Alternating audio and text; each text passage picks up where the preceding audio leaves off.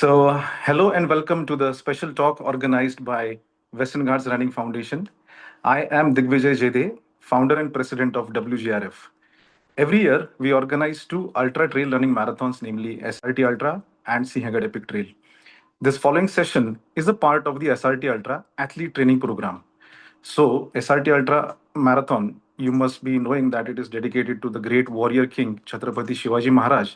And also, the route is a very historic route set on the Sinhagad, Rajgarh, Torna, and Lingana forts, a part of the historic Sahyadri ranges, a part of UNESCO Heritage Western Ghats.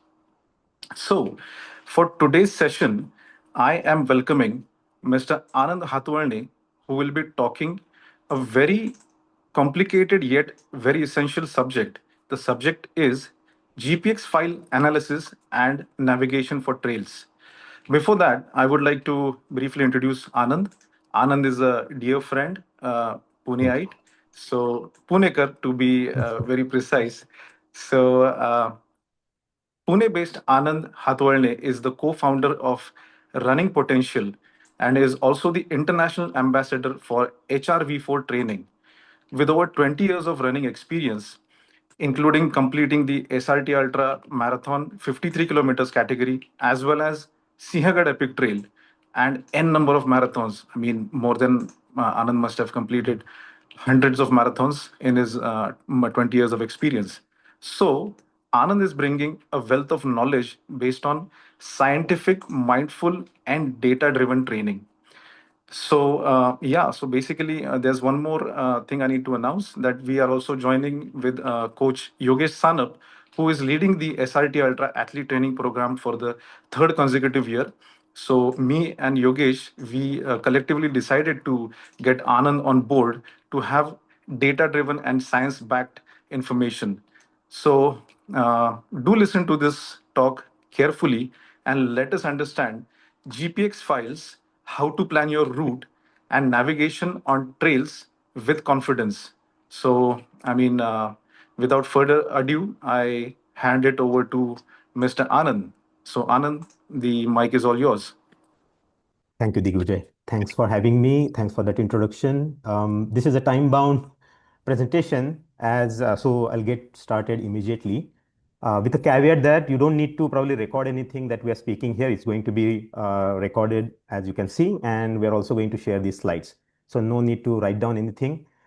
This is a complicated topic. It can get complicated, but this being the first time that we are talking about it, I wanted to keep it to a level where it piques your interest in why you should be looking at the GPX file. Those of us who are already using GPX files or on the watches, etc., they would probably have to double check if they are using all the features of their watch and other things for their training as well as the race planning. So that's the intent.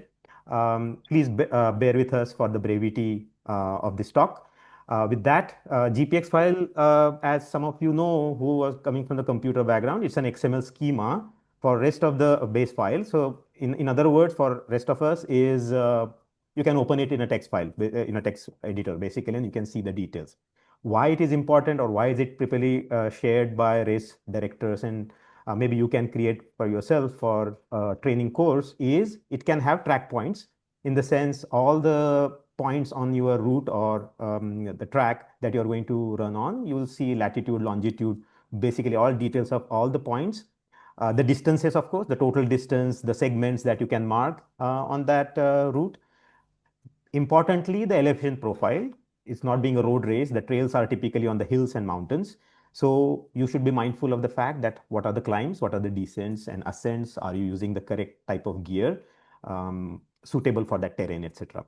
Additionally, you can add, or the race director or a GPX file preparer can add metadata like such as aid stations, water points, and things like that. It can be marked separately on that GPX file. So you can basically record tons of data in the GPX file, even timestamps, for example. So this is the background. Some of you probably already know this, but those who have never looked at GPX files, etc., it's probably a good start. Basic things in the GPX file, what you should be looking at is the points on the top. How much is the ascent? How much you are climbing? This is a cumulative climb, basically, not the actual maximum elevation that comes later. And the total. Can you mute yourself, please? Thank you. Let me. All right. Thank you. Coming back to the total ascent and total descent, how much is the value in the on the course? What is the average gradient? So you'll come to know if the course is tougher in terms of average gradient or is flattish kind of. So you will have to probably analyze in terms of the race effort that you would be putting in or the training effort that you will be putting in. Critical points that people probably pay attention to and maybe it's missed is the climb distribution in terms of the front loaded versus back loaded. What I mean by that is whether the climbs come ahead in the race versus later in the race. That would dictate how, or on the training, it will decide how you want to pace yourself. It's a pacing strategy point. The gradient profile. So for example, as you would know that it's not always runnable. So you have to hike at some places. So 15% is a typical threshold where you switch to a power hiking mode. So you have to identify those points in terms of which sections are greater than 15%. Runnable percent, coming to SRT profile, if you have seen, and we'll come to that in one of the slides, is what's the percentage of runnable profile, right? Less than 10% gradient is probably runnable in terms of either a regular run or a short stride run. Technical descents, if you have a steeper descent, for example, 20% or 15%, again, coming back to whether you're using the correct type of shoes and grip on the shoes, etc. So that is that you should be mindful of that fact. Not in Sahyadri ranges, but if you're training at higher altitude, etc., probably the courses which are greater than 2000 meters, etc., you have to care about the acclimatization. Now, if you look at the formula at the bottom, effort distribution, this is something very important, that what is the equivalent distance? And people make a mistake in terms of what is the equivalent flat distance. They don't know about it. So 50 kilometers, for example, with a 2000-meter ascent, cumulative ascent, actually translates to actual distance plus the ascent divided by 100. So that would come out to be 50 plus 20. In this case, comes out to be an equivalent 70-kilometer effort. I'll give you a data point in terms of Sinhagad to Rajgarh race, which is a 25-kilometer race with a 1100-meter elevation, for example. People mistake it for, if you're coming from a road running background with a 21K, they think it's just 4 kilometers. No. If you put this in the formula, then it becomes 25 plus 11, 36 or 38 kilometers kind of race. And that's how you should be planning for such. So this formula gives you that effort distribution. As I said, coming to the software tools, as the file is readable, you probably can write scripts or use ready-made tools. There are tons of tools available, the prominent being Trail Connect, which is the best app recommended by ITRA, International Trail Running Association. It can also navigate using your phone location, but it will drain your battery, but it is possible. The other one is Garmin Explorer. It's just a couple of examples here. You can find other apps, etc. The main point being these apps will help you visualize the GPX map. One of the screenshots on the right is showing just that. When you are looking at a GPX file, what should be your climb analysis strategy? So if you look at this, the box on the right, you should be probably identifying all the sections where there is more than 100 meter of vertical gain. You should also be looking at what is the gradient of that gain and where they come on the course. So you should have some rough idea of all these sections, may not be more, but if 100-meter climb is prominent in some places, you should have a mental map of those situations. Obviously, you can also look on your watch. We'll come to that later, but this is a preparation when you're looking at a course, that how many such gradients and sections that you can find on a course. So it will tell you the difficulty of the course. And you should also identify the transition zones. Can I request people to mute themselves, please? Okay, so and you should also be identifying the transition zones. As I said, some sections are runnable, so you should be knowing where to start running or expecting a run. Typically, coming back to the main table here, you can break these gradients into 5% buckets. So 0 to 5, 5 to 10, and things like that. Why this is important is because for 0 to 5, you can actually run steady. You can hope to run steady.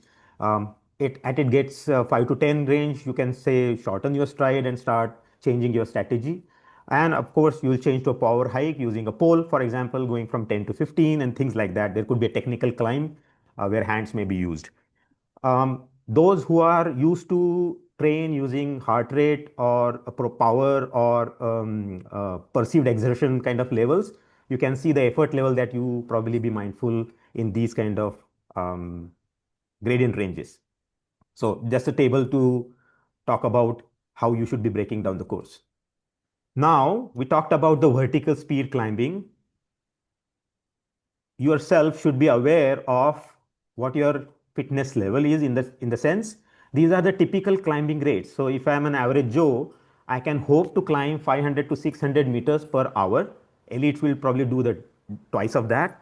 Um, at the same time, you should give yourself a 10% slack for 3 hours of racing. So for example, a 500-meter climb comes after 3 hours into the race or in your run, then you should hope to complete it not in 1 hour, but 1 hour, 6 minutes or something like that, right? So give some slack and compute how much time you are going to take for a reasonable or a realistic climbing. And I think there is a calculation ahead where we will use this information.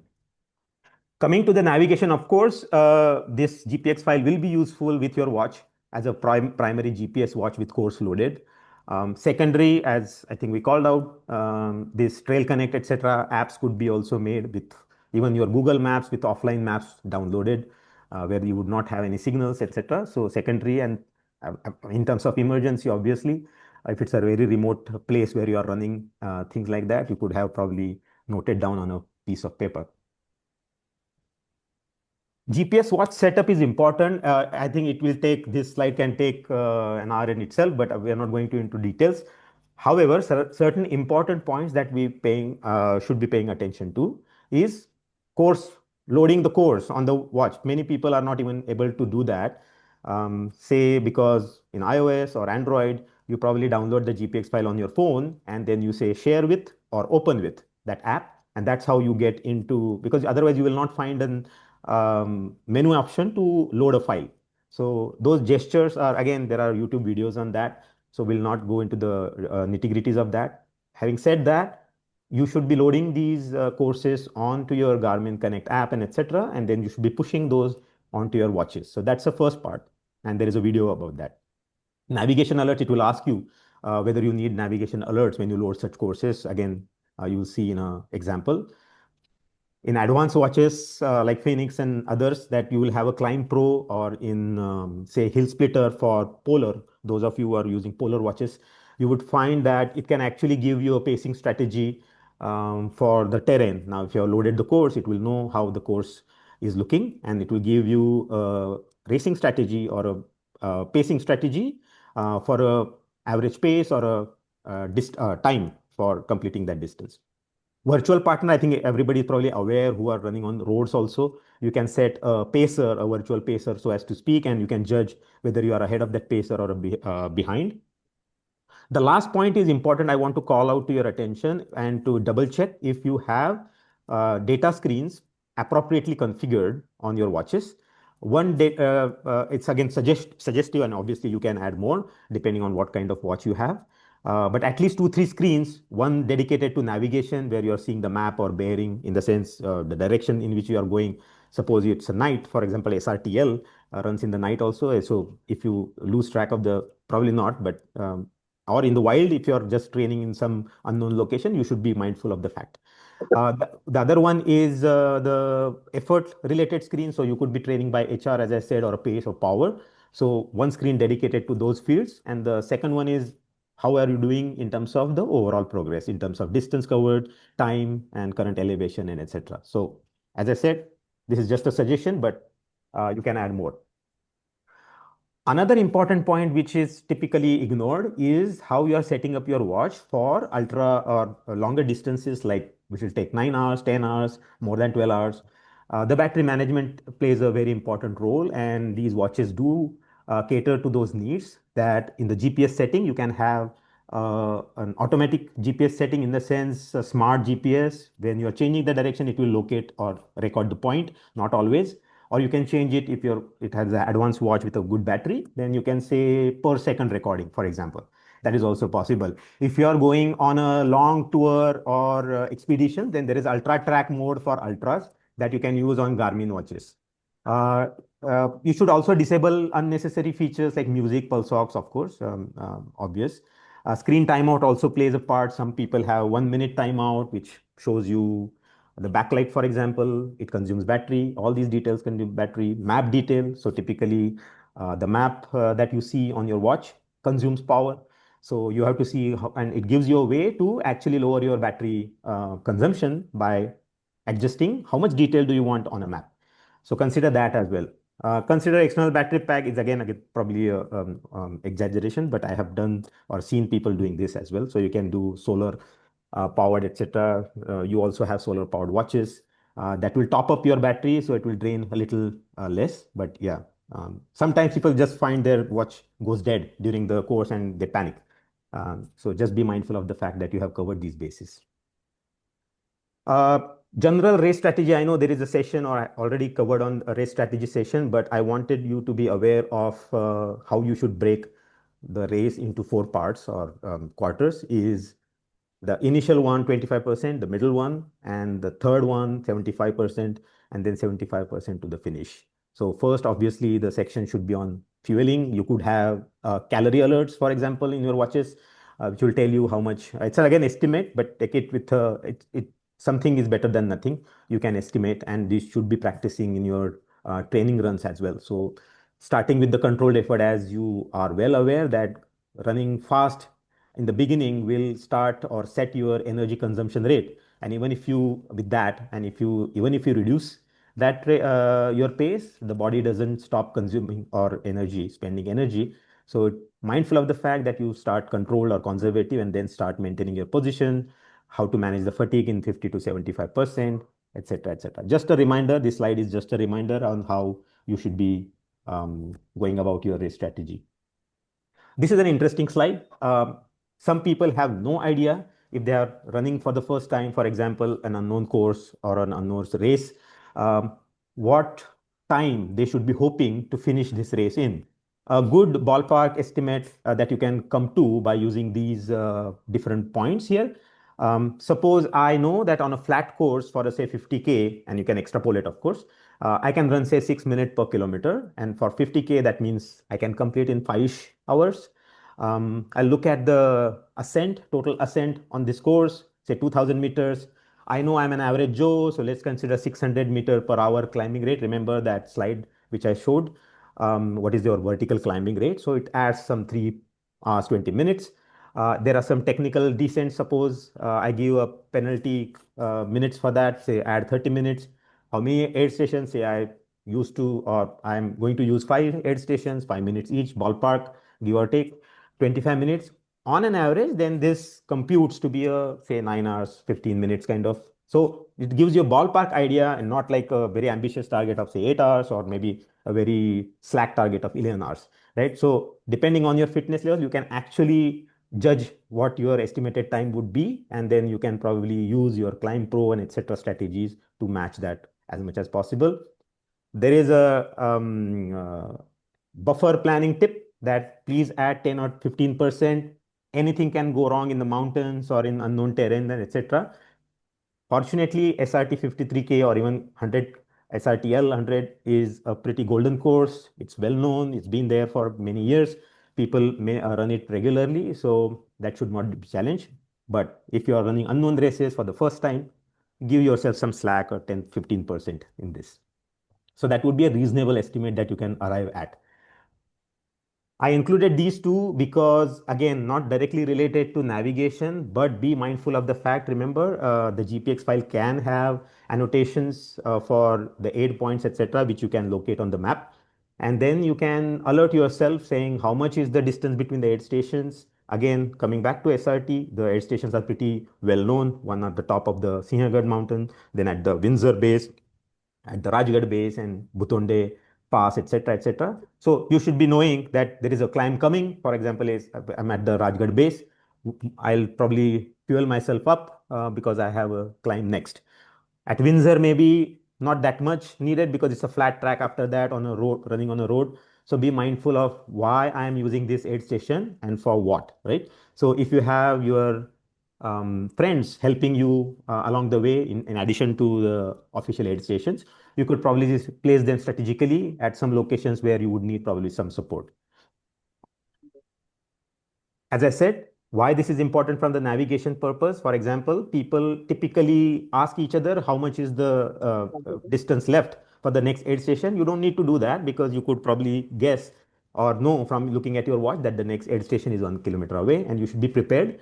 Um, so going into the aid station, you could say, what is my um, prioritization in terms of I need some medical attention because I had a fall, for example, can happen, or I'm changing my gear, or loading up on calories, or just water, etc. So reset your watch lap for the next segment. It doesn't stop your activity, but actually can record and actually record how much time you spent on your aid station. So that will match your strategy as well. Gives you a ballpark estimate of how you are doing. Feeling good leaving the aid station should be your priority in terms of as opposed to the arriving fast and leaving fast at the aid station. The last point on this is pre-race final checklist. Everybody has their checklist. This is just a reminder. Sometimes it gets missed. So I have put it out here. Full GPX analysis the way we are doing here. Load courses on devices. Do the test navigation feature. I'll show you some videos how this can be used if you have never used it. Prepare your space or split strategy, for example, and share it with your crew or even members so that I'll be at, say, Windsor base around, say, 9 a.m. or things like that. So they expect you and keep things ready. Race week, obviously, all devices to be. I have seen people starting with 10% charge, for example, just forgot to charge the device and things like that. Sometimes people forget the devices as well. Um, so mental rehearsals of everything, etc. Verify the GPX matches the latest course update. I believe 50 SRT route, you should download the latest GPX file. There are some route changes in that. Maybe Dighvijay can talk about that, but not too much of change. It's a golden route, as I said, very minor change here or there. It is possible in some of the races, for example, we have heard that people or the race organizers change the strategy, or some things get changed at the last moment. Probably you'll have to adjust. As I said, the last one is your blueprint. It will give you a broad idea instead of just blindly running or not having any strategy. Some strategy is always useful. So the mountain doesn't care about your spreadsheet, as it says. Quickly changing gears. I'll quickly show you the Ultra 53K SRT Ultra 53K GPX analysis, not going to the detail, but how you should look at the data. So this has been culled out of that file, total distance, etc. Suppose I give a climb threshold of 8%, wherever the climb threshold is 8% or more, and for say 300 meters or more, I call it as a climb threshold. Similarly, if I am climbing down more than 10% for more than 300 meters, etc., I give it a threshold. And you can see on this course, if you go with that strategy, where are these thresholds now crossing, right? So for example, this is Sinhagad on the left, this is Rajgarh in the middle, and Torna, as you can see. And there are the climbs are shown in red. As you can see, the key climbs coming up at what places and etc. So you should have some mind map of whether this is like a Windsor going descending to the Windsor, Nagfani Traverse, etc. So should be mindful of these, etc. On the Torna side also there are steep descents at some places, at what kilometer markers, etc. So a rough idea of where the things are. You can also visualize the. Thanks. Hearing an echo.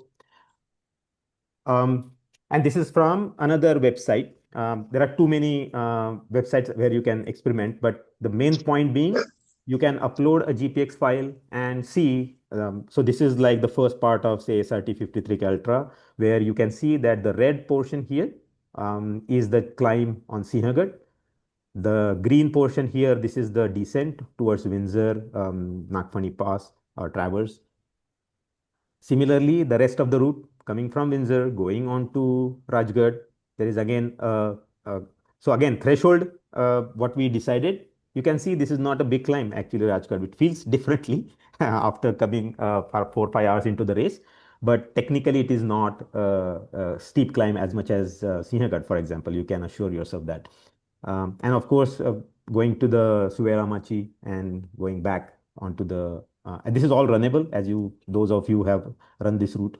And of course, some descent on the after crossing. Budla is actually not crossing that threshold. People would be surprised. But yeah, Budla Machi feels very different. So talk to people who have run this race and practice these races. So you'll get some different perspective in terms of at what places on this route, what you should expect. Coming to the key takeaways here, as I said, please download GPX files if you have not. Please use these tools, Trail Connect, your watch, etc. Analyze with all the points. As I said, these slides will be shared with you. This recording also will be shared. So please go through and double check. I know many people are not new to this, but please check and you will be better prepared for these races, etc. Planning is again race planning. A good plan will actually cut many minutes or even hours from your races. Technology, people do carry advanced watches. Unfortunately, they are not using most of the features of the watch.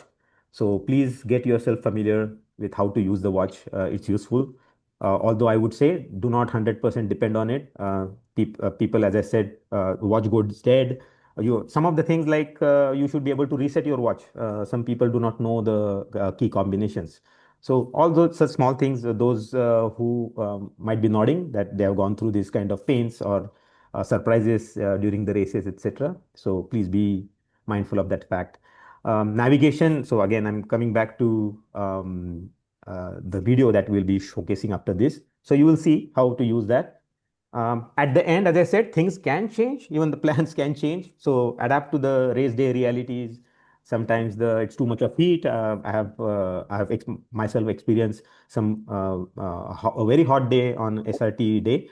So yeah, things can happen. So you will have to adjust your racing and hydration strategies accordingly. We are 30 minutes into the talk, and I think I now need to show you those of you who probably have not seen this.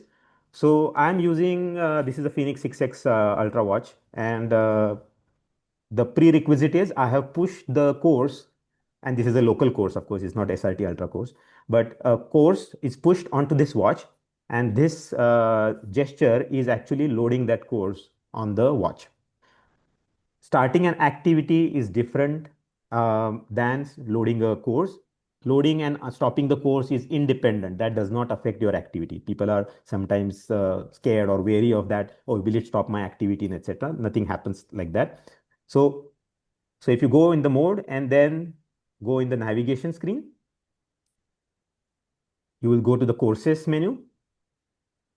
And this is the choose the course that you have. Say Kanchangali is a very popular course in Pune city, and that is getting loaded. So this is the screen or the gesture for loading the course.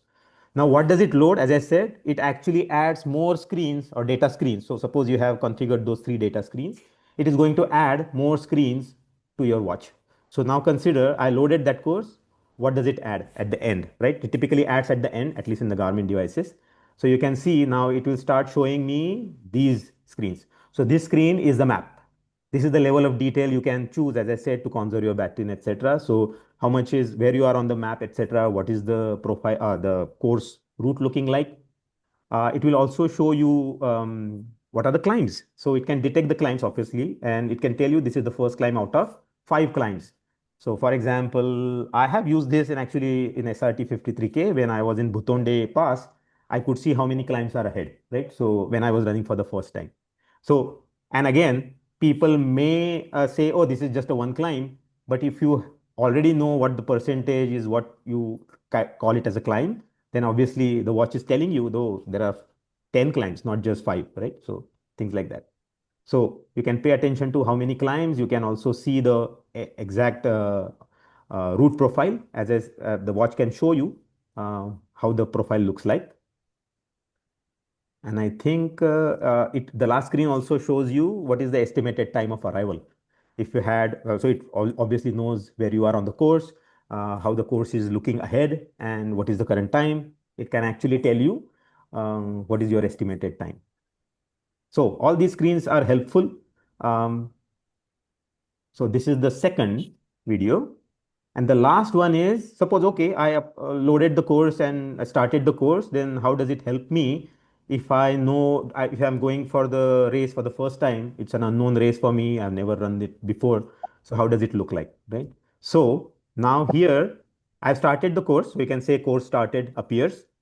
Um, I think I should stop here. There is a white arrow which shows where I'm heading. May not be visible, I think, but you can see the detail. What I'm going to do here in this video is I'm walking to a place where I see 2, 3 options to take. So look at this. So there is one second and there is the third one. So which one to take, right? So I took the third one, for example, made a mistake, right? So this, I think this is going to be fast forwarded. I, I got on a wrong course and it got me an alert saying I am off course. So wherever I was coming from, I retrace that. So I go back, for example, to a place where I change my direction. And if I go back, I'm just going to take it a little notch up. So now I'm approaching this point where I change my direction.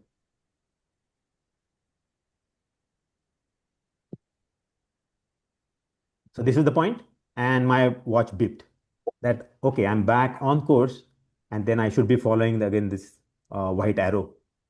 So this kind of navigation is useful if you and again, if you find it very irritating, etc., you can of course stop the course. That does not stop your activity. So practice this in your training sessions and etc. is sometimes very useful. So I think that's pretty much I had. I'll stop sharing. Dighvijay, I think back to you. I think we are close to 33 minutes, 35 minutes. Great, great. First of all, I would like to thank you, Anand, that you have covered such a vast and technically, difficult topic in very simple language, in layman's words.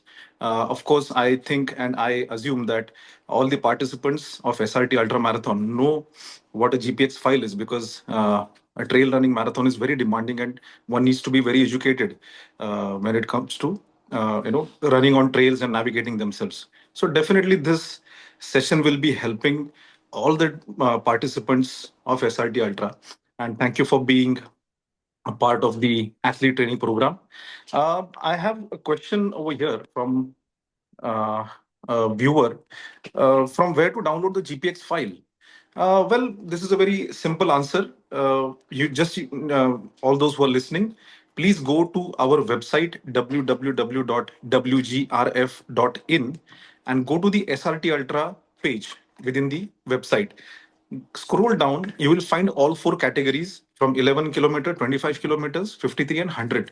So in that particular section, you will find the button or the link to download your particular GPX file, which you can use, as Anand said, in a couple of apps as well as your watch. So definitely go ahead and download this GPX file.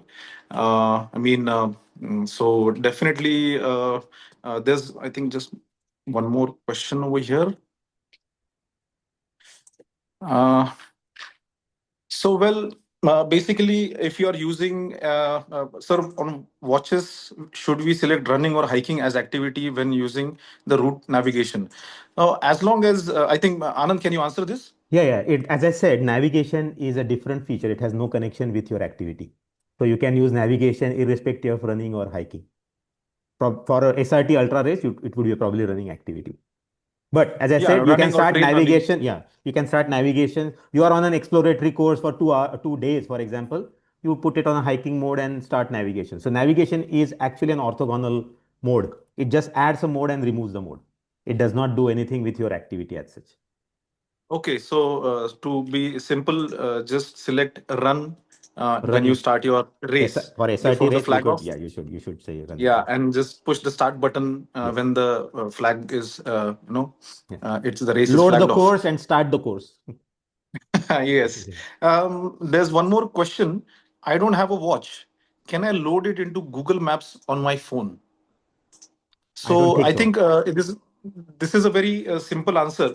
I would say just download the, as I said, download the GPX file from our website. Download the ITRA app named Trail Connect. It will be on your App Store or it will be on your Google Play Store. So just download the app, and from your device, you can just load or upload the file, and you can check out how Anand, showcased the entire route.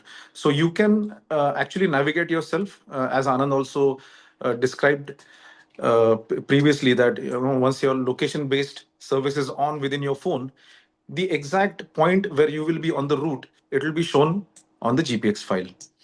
um, there is one more question. uh, Can you please share some tips for 100 kilometers also? Uh, well, for 100 kilometers, do we have time? Like 100 kilometers, how to navigate in the dark? Something like that. Anand? Actually, we have 1 minute left on this. Probably we'll Okay. have to take that offline, maybe answer it on. I think you are going to post this on YouTube, right? Maybe we can add in the Yes, description yes. and etc. Yes, so please do watch it again. We will be publishing it on our social media platforms as well as on our YouTube channels. I hope this will be helpful for all the participants of SRT Ultra as well as the outgoing enthusiast who is looking for going and venturing out into the unknown. So planning your GPX file, navigating it, it is very must. And these steps which Anand gave us, really helpful. So on behalf of Western Ghats Running Foundation,